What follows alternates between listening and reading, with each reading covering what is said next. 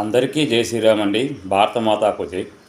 అలాగే ఈ ఈరోజు ఒక చిన్న లైవ్ చేద్దామని చెప్పేసి, ఒక చిన్న వీడియో చేద్దామని చెప్పేసి నేను ఈ వీడియో చేయడం జరుగుతూ ఉంది.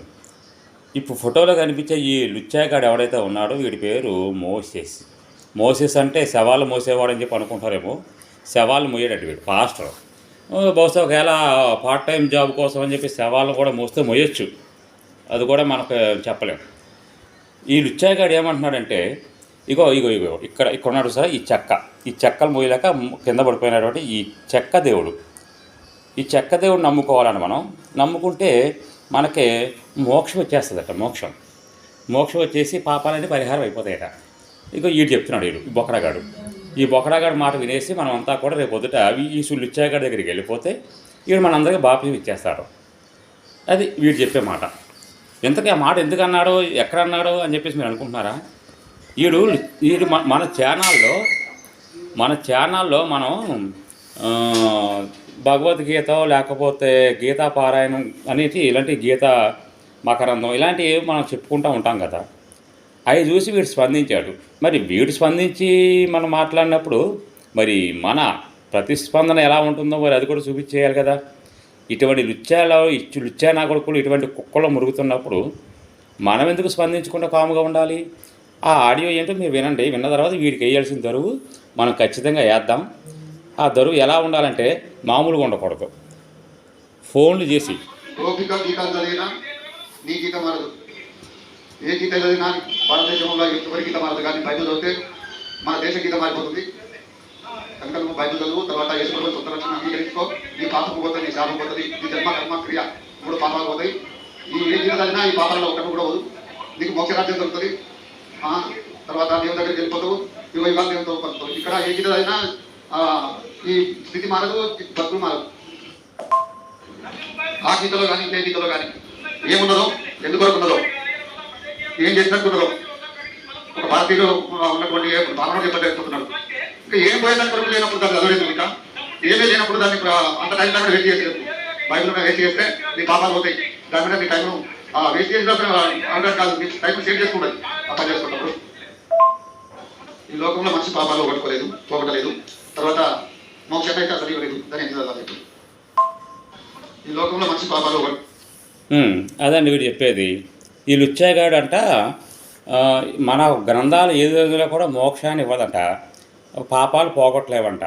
అవి ఏమి ఇవ్వనప్పుడు ఎందుకు మీరు చదువుతున్నారు బైబిల్గా భగవద్గీత? గీతాపారాయణ ఎందుకు చేస్తున్నారు మీరు నేను ఒప్పుకోవట్లేదు అని చెప్పేసి ఈ పిల్ల బచ్చాగా నా కొడుకు ఎవడైతే ఉన్నాడో, ఈ నంజా కొడుకు ఈడు అంటున్నాడు. అంతే, అక్కడతో ఆగడా.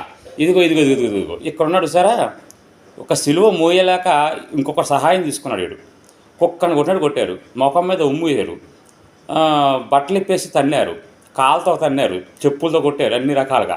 ఆ ఊరి ప్రజలే రాళ్ళతో కొట్టారు. ఈ చెక్క దేవుడిని అంటే మనం నమ్ముకోవాలంట. ఈ చెక్క దేవుడు మనం నమ్మేసుకుంటే మనకి వెంటనే పాపాలన్నీ పోతాయి, మోక్షం వచ్చేస్తుంది. తర్వాత ఇంకేదో చెప్పాడు వీడు. ఈ రకంగా ఉన్నాయి. తర్వాత వీడు ఇంకొక విషయం ఏంటంటే, వీడి అమ్మ బ్రిటిష్ వాళ్ళకి అనుకుంటానండి. బహుశా బ్రిటిష్ వాళ్ళకి ఈ నంజావుడికి అందేది. చూసారా అది పోటీ చూడండి, ఆ మొహం చూసారు ఎలా ఉందో. అసలు భారతీయులా లేడు వీడు. అది భారతీయుడు అంటానికి కూడా అవకాశం లేదు వీడికి. ఇదిగో ఈ నెంబర్, ఈ ఫోన్ నెంబరు. ఫోన్ చేసి ఏ పుస్తకం చదివితే మాకు మోక్షం వస్తుంది, ఏ పుస్తకం చదివితే మాకు పాపాలు పరిహారం అయిపోతాయి అని మీరంతా కూడా ఈ లుచ్చాగాడికి ఫోన్ చేసి అడగండి. ఇంకా ఇంకోటి, వీడి పిల్ల ఉందనుకోండి, వీడితో కాపురం చేయదట. ఎవరితో ఈడు బ్రోకర్ గాడు అంటే వీడి దగ్గరికి వచ్చే వీడి సంఘాలకు వచ్చే వాళ్ళని వీడు ఎరేసి చాలామందిని అమ్మాయిల్ని వ్యభిచార వృత్తిలోకి దింపాడేటి వీడు.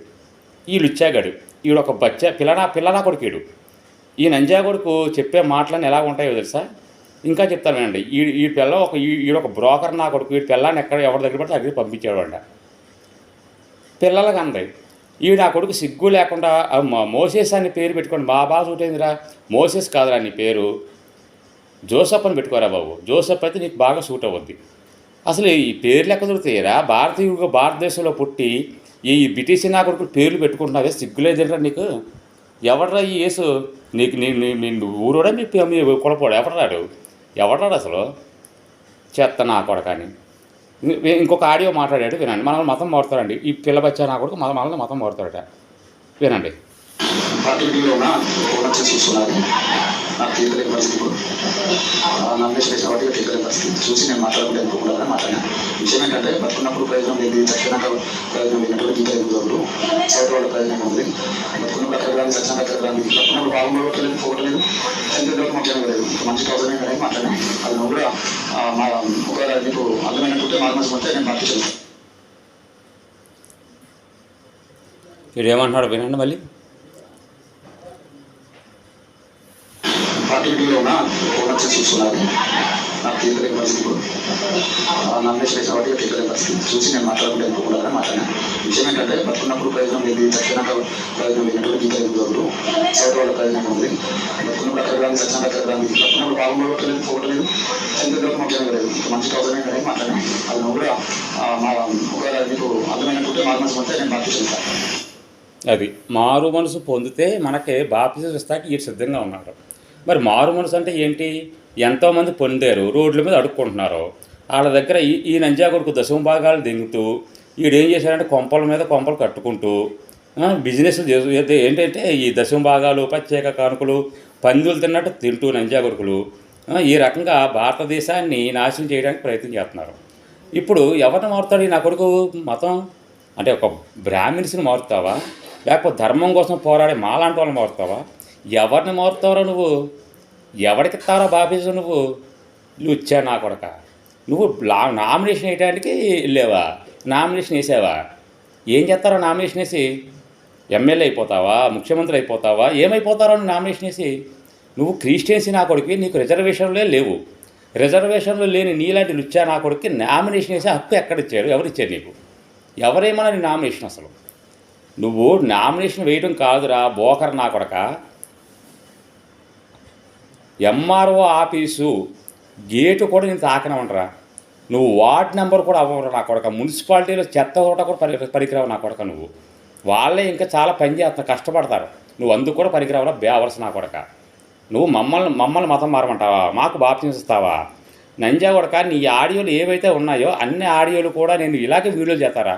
నీకు దమ్ము ఉంటే, ధైర్యం ఉంటే, నా నెంబర్ ఎత్తగలిగే దమ్ము నీకుంటే నా నెంబర్ ఎత్తరా చూస్తా నా కొడక. ఇచ్చా నా కొడక. చూశారు కదా మిత్రులారా, వీడు నామినేషన్ వేయడానికి వెళ్ళాడట. నామినేషన్ వేసి ఏం చేస్తున్నాడంట? ఏమవుతాడు వీడు? ఎమ్మెల్యే అయిపోదాం అనుకుంటాడా? దేశాన్ని నాశనం చేసేద్దాం అనుకుంటాడా? ఏం చేద్దాం అనుకుంటాడు వీడు? ఆలోచించండి మీరే. ఇటువంటి లుచ్చాగాళ్ళు కనుక రేపు ఎమ్మెల్యే అయిపోతే ఆ ఎమ్మెల్యేనో లేకపోతే ఏదో ఒకటి వార్డ్ నెంబర్ కూడా అవ్వడం. ఈ మొహం చూసి అర్థమవుతుంది కదా. కొజ్జా నా కొడుకు. ఈ కొజ్జా నా కొడుకు అంట మతం మార్చేస్తారంట. మనం గ్రంథాల్లో ఏది చదివినా కూడా మోక్షం రాదంట. ఈ దిక్కుమాల ఇగో ఈ చక్కగా నమ్మేసుకుంటే మాత్రం మనకి మోక్షం వచ్చేద్దట. ఏంటి మోక్షం? నమ్మి బాప్తిజం పొందేవాడు రక్షించబడును, నమ్మనవాడికి శిక్ష విధించబడును. ఇది వీడు చెప్పేది. ఈ నమ్మేసుకోవాలి మనం. ఇదండి మిత్రులారా, మీరే ఆలోచించుకోండి. అదిగో ఫోన్ నెంబర్ కూడా మీకు మేము చూపించాను. ఈ ఫోన్ నెంబర్ చూశారు కదా,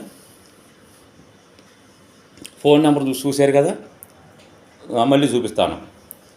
ఈ చెక్క ముక్క మోసేవాడు మనకు అక్కర్లేదు కానీ మళ్ళీ ఫోన్ నెంబర్ చూపిస్తాను. ఆల్రెడీ ఉందనుకోండి, మీకు ఫస్ట్ వీడియోలో మీకు కనబడిపోద్ది. కాబట్టి మీరందరూ కూడా మీకు తోసిన లెవెల్లో వీటికి దరువు వేయండి. దరువు వేయకోసి మన సత్తా ఏంటో చూపించండి నా కొడుక్కి. జై శ్రీరామ్ అండి. అలాగే భారతమాతకు జై.